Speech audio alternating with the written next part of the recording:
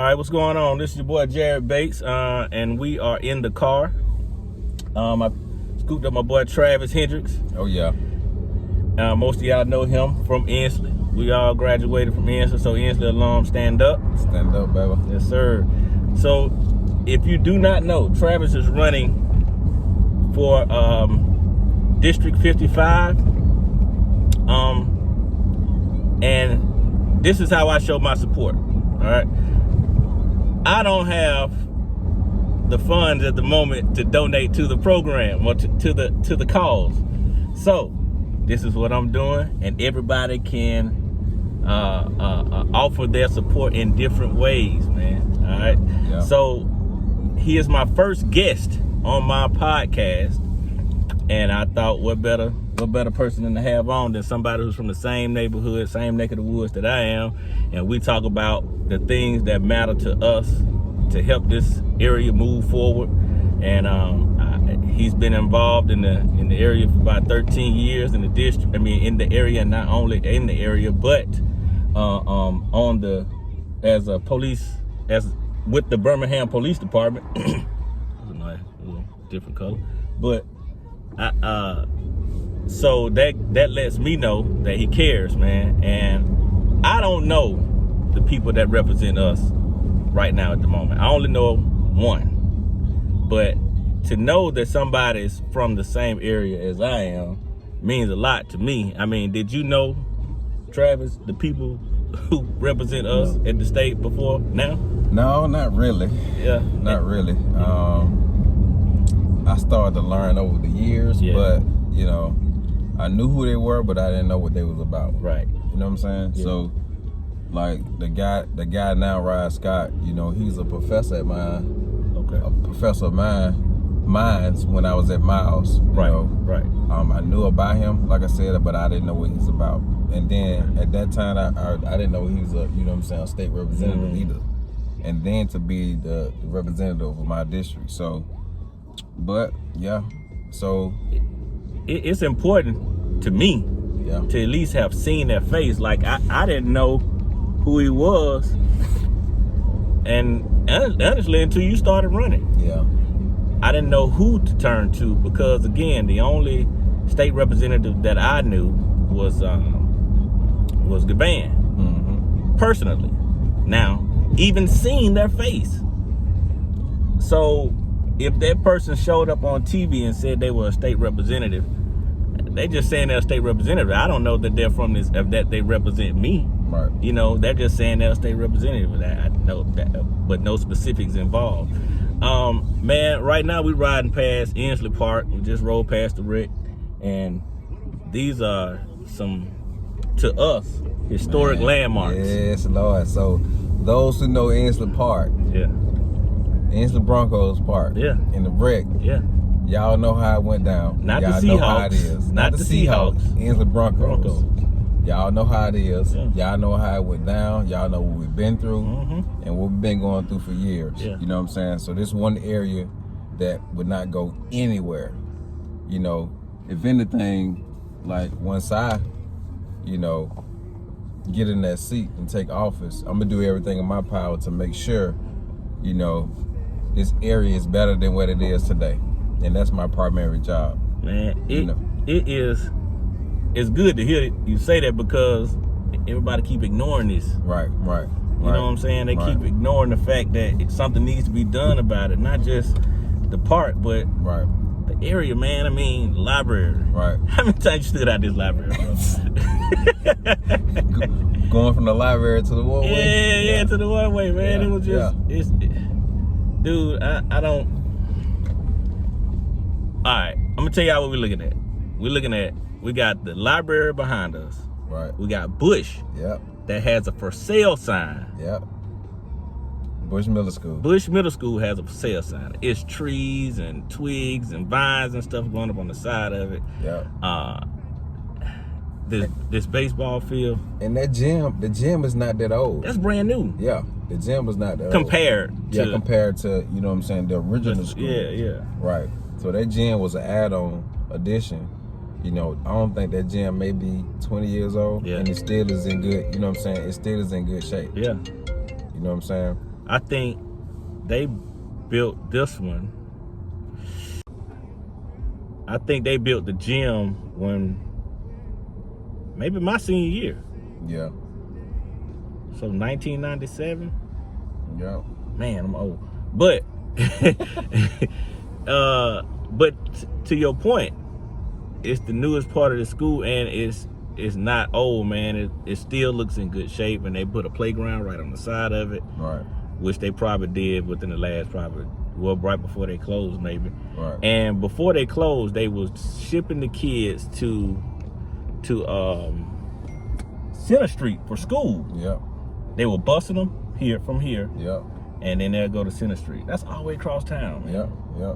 There's no need for that. Right, and it's a struggle for the parents because a lot of parents, even though they were dropping the kids off at school or walking the kids to school, or even the kids, what I'm saying, were walking to school themselves. What I'm saying, it was a struggle for the parents. So it's essential and it's important for the parents to have access to a location or a school or educational facility. What I'm saying, that fits their needs. Yeah. Because these parents, even though you have some parents that, they care and they don't care, or whatever the case may be, but at the same time, when you talking about, the education of a child, what I'm saying, and again, going to and from school is critically important. Yeah, of course. Because everybody needs, what I'm saying, education, and everybody needs the, what I'm saying, the fair transportation, what I'm saying, to and from school, because some parents don't have cars. Right. Some parents don't have, just reliable transportation. And that was I remember walking to school some days. I remember walking home from school some days. Yeah.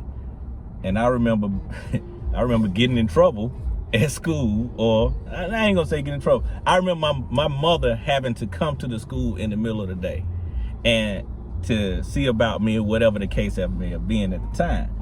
So I can't imagine a child's parent having to leave here on this side of town, go all the way over, get a ride maybe to the other side of town, just to see about their child, because they may be sick, maybe in trouble, anything can happen, or whatever. Right. But it's so that's always been on my mind. Like, now, where do they go? I got Green Acres, which is still not in the area. Right.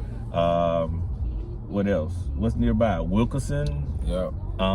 Bush Hill Academy. Got Glenn. Back. Yeah. And so, I mean, I don't know, man. It still saddens me to see this. Yeah.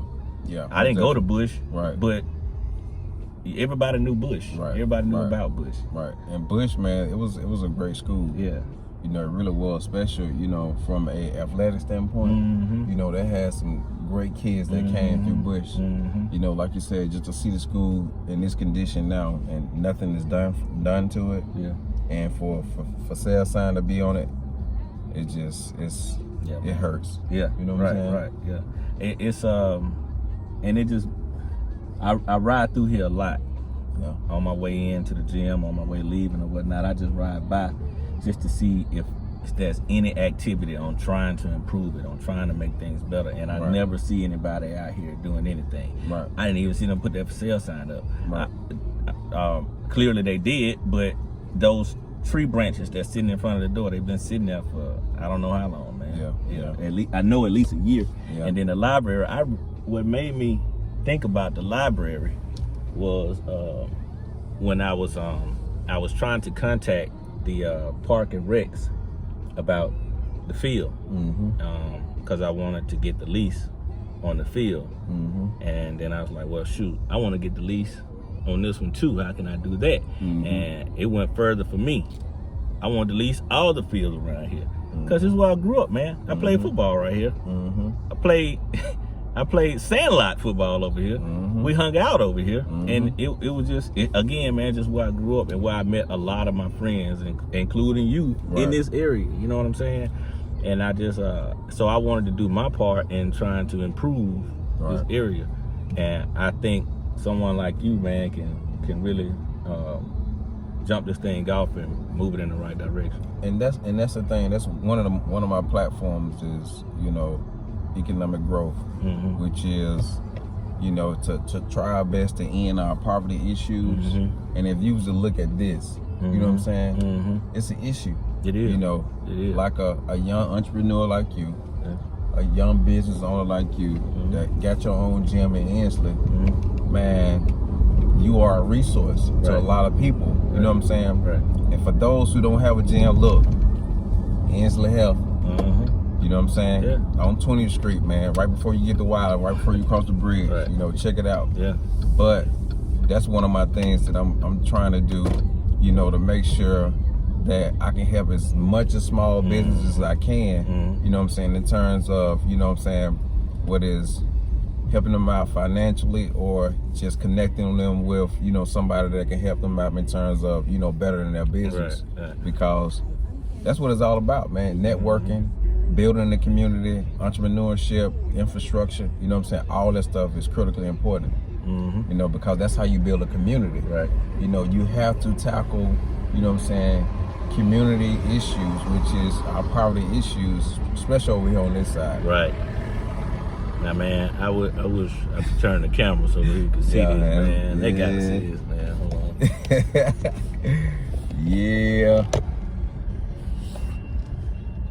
That's Inslee, man. That's Inslee. It's disgusting, man. Yeah, man. It's heartbreaking, man. Like it really is. It's heartbreaking. You know. This is how we was made. You know, this is what made us the people we are today. Man, this place here. I'm glad you said that, because I don't like professional athletes, doctors, lawyers, politicians. You're gonna meet somebody, or they have some type of roots that go back to Inslee. And so when people hear Inslee, they automatically start thinking the negative. When there's so much positive that came from here. I hadn't been by here since they did this, but man, that hurt. That was our legacy, man. You know, so many stories. You know, so many stories. So many people walk through those halls.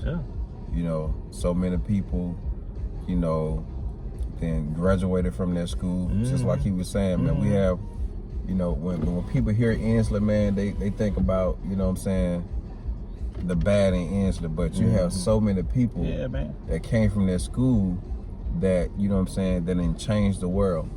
You know, that been a positive influence for this, you know what I'm saying, for the world. So not only the world, but just our state alone. You know, so Inslee is not an area to where, you know, it's all bad. No.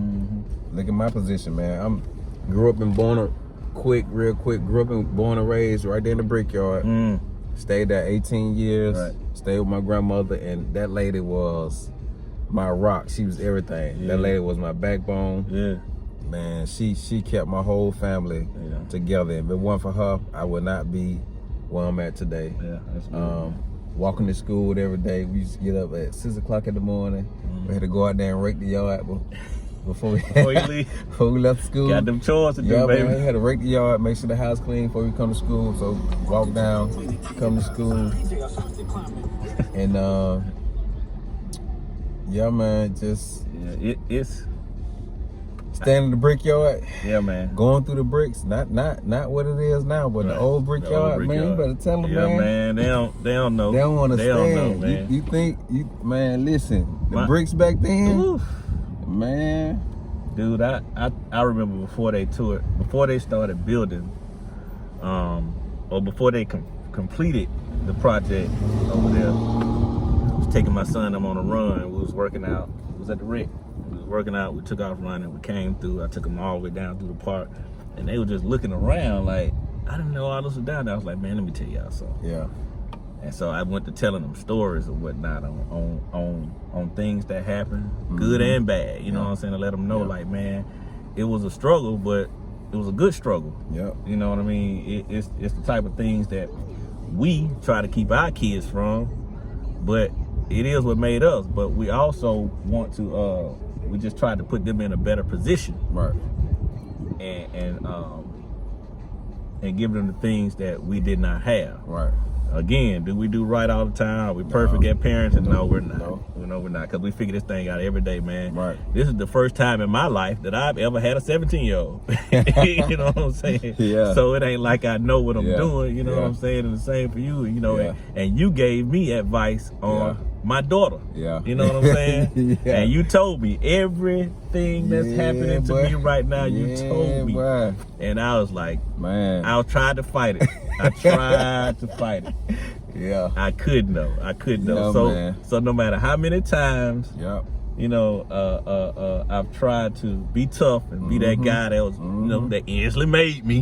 You know, I can't, man, not with that girl. Because our kids, man, they are our life, man. They are our lifeline. You know what I'm saying? Yes, and as parents, y'all, I'm sure y'all understand where we're coming from. You know what I'm saying? That's why we live, and that's why we live every day. Go to work, get up and go to work. You know what I'm saying? To support our kids, because we want our kids to be better than we are. You know what I'm saying? We want the best for them. We don't want them to go through what we've been through. You know what I'm saying? But at the same time, we have to teach them too. You know what I'm saying? So we can't give them everything. But one thing, another one of my platforms is education. Especially supplementary education. You know what I'm saying? So, you know, after school programs, adult learning school programs, and also nonprofits that support, you know what I'm saying, youth engagement. Right. So before I matter of fact, some of y'all did not know, I did not graduate. I didn't get my diploma from Inslee. I got my high school certification because I dropped out of school my senior year because my grandma passed. Oh, wow. You know what I'm saying? And then Miss Ba, never forget, she walked her butt down from school all the way to the brickyard, knocked on my door and said, "Get your butt back in school." Really? She did that, bro. So she did that. So the next week I came back to school, completed my certification, but I didn't get my GED or my diploma. So a month after that, I went to this adult learning school in Bessemer and completed my schooling and got my GED.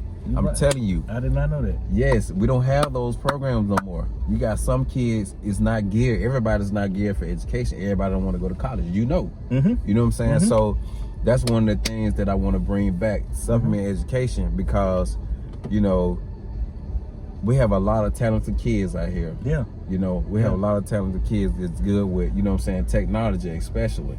We got kids that good with their hands. Right. You know what I'm saying? So there's other things they can do, like truck driving, construction, you know what I'm saying? What else they got that? Let me see. Welding programs. Welding programs.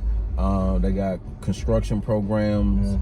They got a whole sort of different things that you can do. Mechanic. Right, mechanics. You know what I'm saying? Even like you said, welding, also plumbing. You know, it's so much stuff that they can do that they specialize in. They just don't have the access to it. Right. So that's one of the things that, you know, I most definitely go do everything in my power to bring that in District 55, because you got a lot of kids that are sitting at home, you know, and on their phone, on YouTube and TikTok all day, every day, but they just need another opportunity.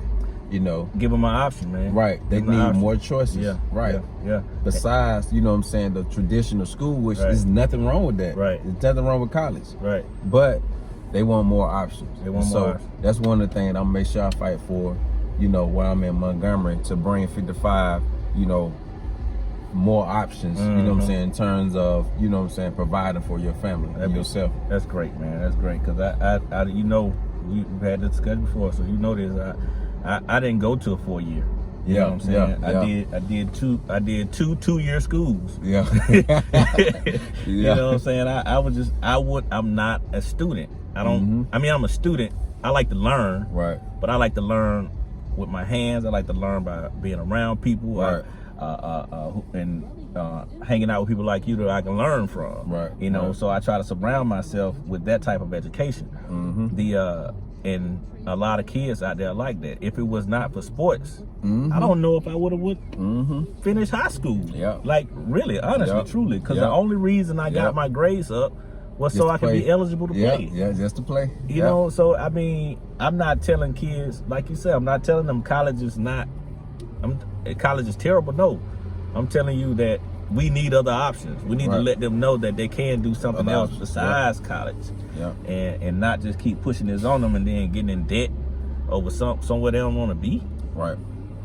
I just, you know, I don't know. It just don't make sense to me, man. Right. Put you in the mindset of, you know, the average kid, especially over in 55, because in order to understand what a family goes through or what kids go through, you know what I'm saying, you have to either live their life or, you know, being present in it to understand. Mm-hmm. So growing up in the projects, right? Mm-hmm. You had so many singular families, you had so many mothers, you know, that was out, you know, on their own, you know.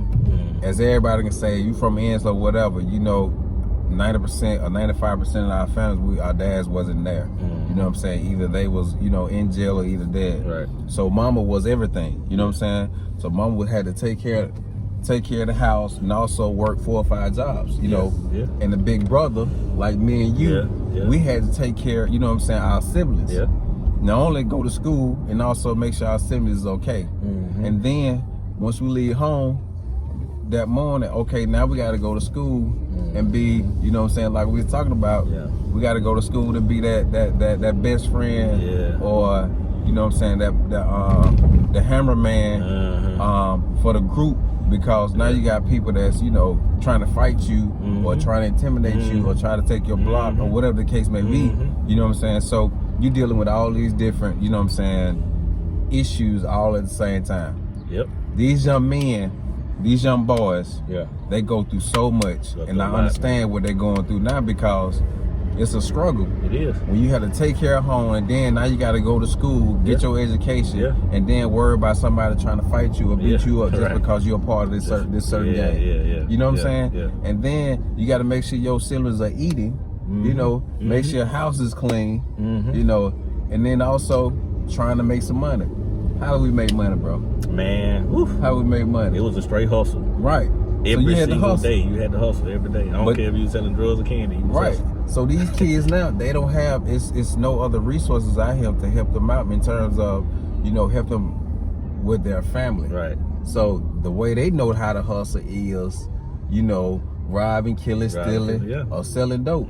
That's just how it is. Yeah, we have lawnmowers and stuff like that, man. So they don't, well, nobody's teaching them. Right. And that's the thing. That's the thing.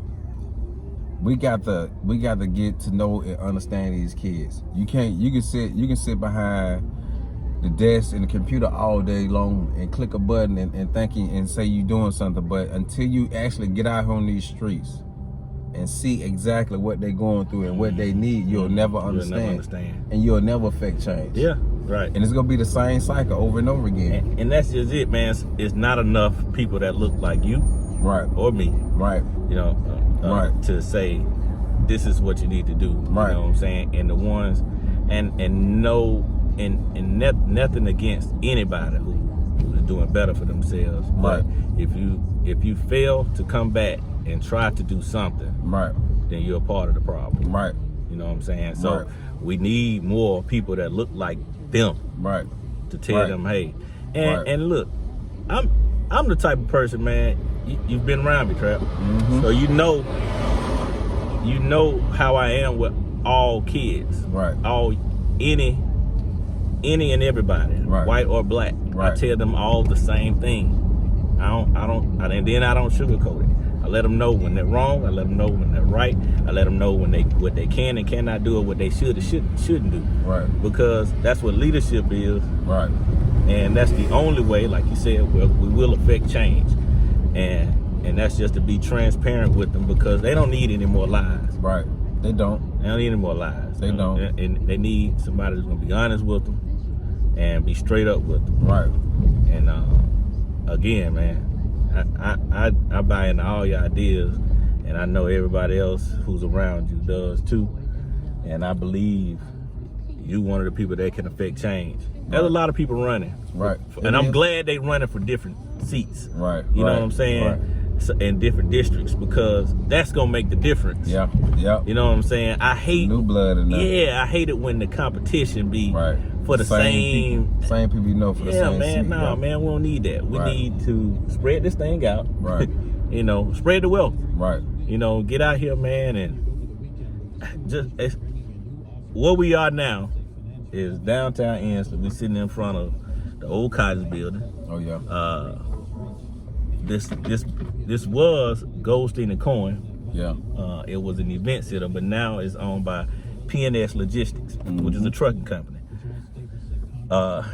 Trey's, P&S, Sperling Law, then on down is IMC Financial, and then on around the corner, the event center, the flower shop. But see, this not the only block that can look like this. Right. Right. But that just shows it which way it can go, right, which way it should go, right, and the type of people who are willing to do so. Right. These are people who came from this area, yep, came back, and doing exactly what it is you're trying to do, what I'm trying to do, yep, and that's put back into the area that made us. Right. Because that's all about, man. That's what it's about. You just want to show these kids, like, look, man, we grew up in this area. So look, if we can do it, we know for a fact you can. So let us help you out. You know what I'm saying? So, and that's my main goal, man, to continue to save a life before I die. Even though I know I'm gonna save more. Yeah. You know what I'm saying? Yeah. But if I can just grab one, right, teach one, right. You know what I'm saying? You just never know. Outside of your that kids. guy, right? Yeah. You just never know. That guy, he might be the next Tyler Perry. Yeah. You know what I'm saying? Yeah. You never know. Yeah. So you got to bring, man. You got to get these kids to know, like, look, man, I understand where you're coming from. You know what I'm saying? Just all I need is you to take one step with me, hold my hand. Yeah. You know what I'm saying? While I lead you and guide you, okay, this is what you need to do. You know what I'm saying? This is how you do it. Yeah. I strongly believe, bro, and I said this motto to myself: a knowledgeable community will lead to economic growth that results in safe neighborhoods. I say that to say, if you teach your people, okay, what they can and cannot do, you know what I'm saying? And then will lead to economic growth, which will bring, you know what I'm saying, it will bring economic back into the community, you know, right? Let them create jobs, start their own business, things of that nature will lead to safe neighborhoods. They go also protect their neighborhood too, besides the police. Because they have a lot invested in it. Right, because they have investment in the community. They brought value back to the community. You know what I'm saying? And that's how it works. Yeah. That's how it works. I truly believe it. I strongly believe that, bro. Yeah. Like Hosea 4:6 states, my people perish for a lack of knowledge. You got to teach them. You know what I'm saying? Yeah. Somebody taught us. So you know what I'm saying? Yeah. So you got to teach them. You got to pay the way for them. Teach them, like, let them know, like, look, hey, you can do it, bro. You know what I'm saying? Like, I've been in your damn shoes. So all you got to do is just walk with me. Yeah. You know what I'm saying? Yeah. Walk with me. Trust me. Yeah. That's it, man. So, man, from Ensley to Miles College, University of Oakland, back to Ensley. My man. I appreciate you, bro. Yes, sir. Hey, man, we got to do this again, man. Oh, yeah, no doubt. Hey, man, y'all stay tuned. We got more. But look, hold on, I ain't mean to cut you off. Handle your business, man. This is all you. Look, vote Travis Hendrix, May the 24th. House of Representatives, District 55, man. I need your vote. And also, look I need... Donate too, man. Donate to my campaign, man. I need all the funds that I can get. Look, travis.hendrix.com. Check my website out, man. I appreciate everybody that's been helping me out thus far, but I still need your support. And then if you want to be a volunteer, help me walk on these streets. You know what I'm saying? The campaign, hey, I need it. So May the 24th, vote Travis Hendrix for District 55, man. Man, let's go get a smoothie, bro. All right, no doubt. Let's get it.